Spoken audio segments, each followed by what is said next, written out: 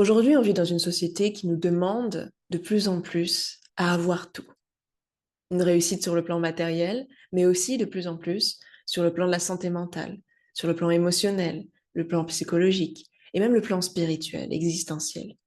Donc d'un côté, c'est une bonne chose parce que il y a cette ambition de vouloir le meilleur. Et de l'autre côté, il y a cette pression, cette injonction de tout d'un coup, collectivement et individuellement, devoir se retrousser les manches pour parvenir à ce niveau d'accomplissement.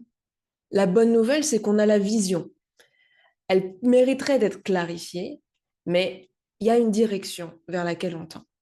Mais de l'autre côté, il y a un manque d'outils, un manque de connaissances et de savoir-faire pour pouvoir parvenir à ces différents niveaux de réussite. Donc dans cet épisode, on va se concentrer sur la réussite sur le plan spirituel et sur le plan émotionnel. Plus précisément, réussir à s'aimer soi-même. Et certains diront que peut-être c'est pas si important que ça, s'aimer soi-même. Et puis qu'est-ce que ça veut dire au final, l'amour de soi? Donc c'est exactement pour ça que dans cet épisode, je vais te présenter 8 signes concrets d'amour de soi et aussi comment les développer.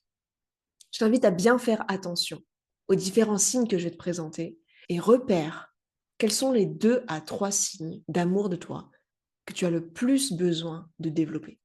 Le premier signe d'amour de soi, c'est la présence. Et ça, beaucoup de personnes en manquent.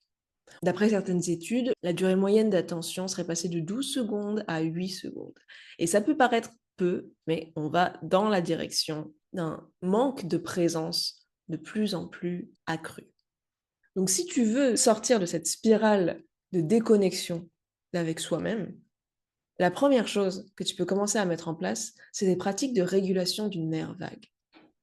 Le nerf vague, il joue un rôle crucial dans ton corps. Imagine comme un courant d'eau qui, lorsque le nerf vague est dérégulé, ce courant d'eau va déborder ou alors il va être en trop petite quantité, ça va être l'assèchement. Et ce courant d'eau, en fait, c'est ton énergie.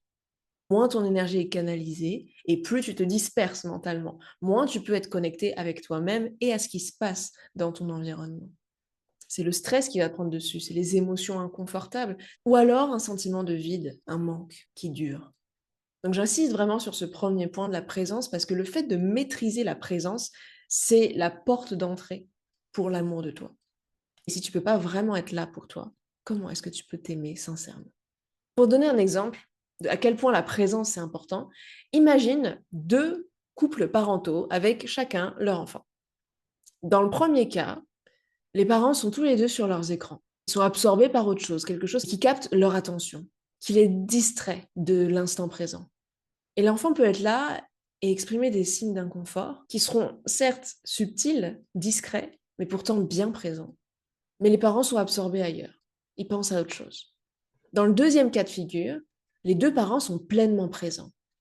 Et au moindre signe d'inconfort de l'enfant, ils sentent, ils voient, ils sont là pour l'enfant. À ton avis, parmi ces deux cas de figure, quel est l'enfant qui se sent le plus en sécurité, le plus aimé, le plus en confiance? Celui dont les parents sont distraits ou celui dont les parents sont pleinement présents? Il en va de même pour toi-même. Et il en va de même dans tes relations. Si autour de toi, toutes les personnes sont distraites, stressées, la tête ailleurs, même si physiquement elles sont là, et c'est mieux que rien, on est d'accord, mais il y a quelque chose qui manque, quelque chose un peu à côté. Et la connexion profonde ne peut pas vraiment se faire. Tandis que si tes proches et toi-même êtes pleinement présents dans l'instant, il y a la possibilité de remplir le sentiment d'exister et pas simplement de survoler l'existence. Donc c'est pourquoi je crois que la présence, c'est la voie royale pour l'amour de soi. Mais la présence seule ne suffit pas. Donc, deuxième signe d'amour de soi, c'est l'engagement. L'engagement que tu as vis-à-vis de toi-même. C'est la capacité à pouvoir t'investir à tes propres côtés. Et on verra dans les signes suivants, justement, quelle est la forme que cet investissement peut prendre. Mais déjà, typiquement, la présence, s'investir dans la présence avec soi-même, bah, c'est important. Donc cet engagement-là, c'est l'action répétée d'être au rendez-vous. Peu importe ce qui est nécessaire pour ton bien, Tu es là pour toi. Tu es là au rendez-vous. Une des manières de renforcer l'engagement vis-à-vis de soi-même, c'est les habitudes. Parce que nous sommes des êtres d'habitude, de conditionnement. Donc quand on a développé une habitude, ça veut simplement dire que c'est plus facile pour nous de faire quelque chose plutôt que de ne pas le faire. Donc si tu veux développer ton engagement à être présent ou présente avec toi-même, tu peux te mettre en place un petit programme. Peut-être au début, tu vas utiliser des réveils sur ton téléphone pour te rappeler, tiens, je vais aller faire une pratique qui va me connecter, par exemple une pratique d'activation du nerf vague ou un peu de cohérence cardiaque. Et de répéter ça sur des jours, des semaines et des mois. Quand ça fait plusieurs mois que tu répètes la même habitude, ça commence à impacter ta physiologie, ta manière de te comporter, de voir le monde, ton caractère, ton humeur. Si tu tiens une habitude pendant plusieurs années, ça devient une partie de ton identité. Donc l'idée, avec le développement de nouvelles habitudes, c'est vraiment la progression dans le temps. Fais des petits pas réguliers plutôt que un grand move de temps en temps. D'ailleurs, c'est dans les tout petits détails du quotidien que tu peux vraiment voir à quel point quelqu'un est engagé vis-à-vis de soi-même. Par exemple, le sourire et le regard complice quand elle croise son reflet dans le miroir. Ou cette petite danse de la victoire quand elle accomplit quelque chose dont elle est satisfaite. La manière dont elle se dit dans sa tête, ça va aller quand elle fait une erreur. Ou la fierté avec laquelle elle va se servir un thé chaud quand elle en ressent le besoin. C'est ça le pouvoir de l'engagement. Troisième signe d'amour de soi, le fait de s'apprécier soi-même. Peut-être que pour toi, c'est difficile de t'apprécier parce que tu as appris que s'apprécier, ça équivaut à faire preuve de prétention, d'orgueil, de narcissisme. Mais laisse-moi te dire, en tant que thérapeute qui travaille beaucoup sur la guérison émotionnelle, que l'appréciation de soi, ça a en réalité plus à voir avec la capacité d'auto-analyse, la capacité de voir les faits et d'accepter les faits. L'appréciation de soi, ça ne veut pas dire qu'on est exempt d'autocritique. En réalité, s'apprécier, c'est s'autocritiquer, mais pas dans la critique que négative, aussi dans la critique positive. Qu'est-ce que j'ai fait de bien? Qu'est-ce que j'ai réussi? En quoi j'ai progressé? Quelles sont les qualités que j'incarne régulièrement? Quelles sont mes ressources, mes compétences? Et c'est important d'avoir cette appréciation à la fois sur l'échelle de ta vie, mais aussi sur des échelles plus courtes, au cours des 10 dernières années, au cours des 5 dernières années, au cours de l'année, au cours du trimestre, au cours du mois, au cours de la journée. Qu'est-ce que j'ai exprimé? Qu'est-ce que j'ai accompli? Qu'est-ce que j'ai appris? Comment je me suis positionnée face à mes erreurs, face à mes échecs? Tout ça fait partie de l'appréciation. En réalité, si on ne fait que de voir le positif et de faire le déni sur le négatif, là, on est dans une forme de narcissisme qui est malsain. Mais un narcissisme sain, c'est être capable de se regarder dans le miroir en face et de reconnaître autant le positif que le négatif. Car c'est ce qui permet de savoir d'où on vient, où est-ce qu'on en est et où est-ce qu'on va demain. Mais si jamais, comme pas mal de personnes que j'accompagne, tu es capable de reconnaître les faits, mais c'est comme si, en fait, intérieurement, tu ne pouvais pas ressentir du positif par rapport à ce qui ressort de positif chez toi. Là, j'ai envie de te réinviter au premier signe, qui est la présence. Souvent, la difficulté à pouvoir être présent avec ses accomplissements et ses ressources, c'est qu'on a de la difficulté à être présent avec ses manques et ses difficultés. Et ça, c'est souvent le signe d'un système nerveux qui est dérégulé et de traumatismes, notamment les traumatismes affectifs, c'est-à-dire comment est-ce que dans la relation avec l'autre, tu as pu être accueilli dans ton intégralité. Et peut-être qu'il y a eu des manques à cet endroit-là ou de la maltraitance à cet endroit-là. Dans ces cas-là, la thérapie pour guérir les traumas et pour guérir la relation à soi-même est super importante. Et si tu te sens de travailler avec moi, tu peux trouver mes coordonnées dans la description. Quatrième signe d'amour de soi, c'est justement la capacité d'apprentissage et la posture d'apprentissage. C'est-à-dire que si tu t'interdis de faire des erreurs, de te tromper, et que tu te juges dès qu'il y a quelque chose qui n'est pas parfait chez toi ou pas assez, il y a un besoin de développer la posture d'apprentissage, de te rappeler d'où tu viens, où tu en es et où tu vas. De pouvoir vraiment prendre confiance dans le fait que tu es en train d'apprendre, que toute ta vie, c'est un apprentissage. Et que d'ailleurs, des apprentissages du passé, des conditionnements du passé, sont peut-être inadaptés dans le nouvel environnement dans lequel tu te trouves et les projets que tu veux accomplir. C'est pourquoi, précédemment, je t'ai parlé de l'engagement, à quel point c'est important de développer l'engagement, développer des habitudes, parce que c'est ce qui permet de respecter ton élan profond, d'aller dans une direction dans ta vie, de changer des choses, de guérir des choses, mais de l'autre, de le faire en partenariat avec le fonctionnement de ton corps, qui, lui, accepte de s'adapter que si c'est extrêmement important et si ça se fait dans la durée. Une astuce qui marche pour moi et qui peut-être marchera pour toi, c'est que j'ai associé la posture d'apprentissage avec un mécanisme de survie. Déjà parce qu'on est dans un monde qui change énormément et qu'aujourd'hui, si on veut pouvoir se projeter sereinement dans le futur, on a besoin d'être capable d'apprendre vite des nouvelles choses et de s'adapter tout en s'appropriant ce qu'on apprend, histoire de rester soi-même quand même. Mais de l'autre côté, eh bien, la guérison, c'est un apprentissage. C'est déconstruire ce qui était fonctionnel dans un environnement très malsain et construire quelque chose de fonctionnel dans un environnement qui est sain. Grâce à la posture d'apprentissage, on est souple, on est agile pour pouvoir avancer dans la vie. Et c'est important, quand on s'aime, de se donner la possibilité d'acquérir les ressources pour vivre notre meilleure vie. 5e signe d'amour de soi, la capacité de se comprendre. Le fait d'arriver à te comprendre, c'est essentiel pour t'aimer. Parce que la plupart du temps, quand on ne s'aime pas, c'est souvent parce qu'on n'arrive pas à comprendre pourquoi on fonctionne d'une certaine manière. Et pendant très longtemps, il y a eu toutes sortes d'hypothèses, toutes sortes d'approches pour essayer d'expliquer le fonctionnement humain. Tout d'abord, il y a tout ce qui est de l'ordre de la spiritualité, des religions qui expliquent certains fonctionnements du monde et de l'être humain. Mais il y a aussi la philosophie, qui pendant longtemps s'est posé des questions sur la nature humaine. Et plus récemment dans l'histoire, la psychologie, qui se concentre exclusivement sur l'étude du fonctionnement humain. Et ça fait à peine plus de 100 ans que cette science existe et elle a encore beaucoup de choses à nous révéler. Ma croyance profonde, c'est que les générations futures seront dotées de connaissances fondamentales sur la psychologie humaine et que là, aujourd'hui, on est à l'époque où ces connaissances commencent à se diffuser de façon massive.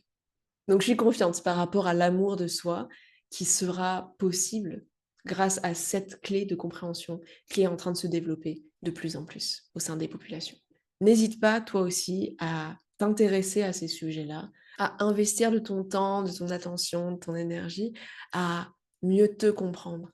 Une des manières de le faire sans avoir à passer un diplôme et un cursus professionnalisant, c'est de trouver des thérapeutes qui font aussi de la formation et qui transmettent des connaissances fondamentales, mais pour que ce soit le plus pratico-pratique pour toi. Pas besoin de passer dans des détails inemployables au quotidien, mais on va aller directement sur la connaissance qui peut être utile pour pouvoir t'aimer, te respecter au quotidien. Typiquement, c'est le cas pour moi, je fais aussi de la formation. D'ailleurs, si jamais tu veux te former avec moi, tu peux me suivre sur mon compte Instagram où je partage des actualités sur mes formations. 6e signe d'amour de soi, c'est l'auto-soutien. Ça peut prendre plein de formes. Et là, on peut se référer au classique langage de l'amour, les paroles valorisantes, les services rendus, le contact physique, les temps de qualité, les cadeaux. Qu'est-ce qui t'apporterait le plus de soutien dans ta vie? Quelqu'un qui s'aime vraiment n'accepte pas la négligence pour elle-même. Si elle a besoin de soutien, elle va trouver des solutions. Et elle n'a pas besoin de se le donner 100% seule. Ça, c'est très, très important. Tu as le droit de faire appel à d'autres personnes. Nous sommes des êtres sociaux. Nous sommes des animaux interdépendants. Évidemment qu'il y a des moments où on a besoin des autres. Et c'est aussi une preuve d'amour de soi que de faire appel à des personnes ressources à des moments donnés. Cela dit, c'est aussi important d'être pour soi-même une personne ressource. Parce que ça va augmenter ton amour pour toi-même, mais aussi ton estime pour toi-même et ta confiance en toi. Si tu veux te donner de l'auto-soutien, la première chose, ça va être d'identifier quel est le problème que tu rencontres et quel est le résultat que tu aimerais obtenir à la place. En clarifiant ce que tu ne veux pas et ce que tu veux, ça va t'aider à trouver des solutions et éventuellement à demander de l'aide appropriée. 7e signe d'amour pour toi-même, le fait de s'honorer. Et le fait de s'honorer, c'est quelque chose qui est souvent mal compris. Là aussi, on peut avoir l'impression qu'il y a du narcissisme, qu'il y a quelque chose de déplacé dans le sentiment de grandeur qu'on s'accorde. Mais regarde les choses plutôt sous cet angle-là. S'honorer, c'est se montrer qu'on est important. Pas se montrer qu'on est important, c'est se montrer qu'on est important.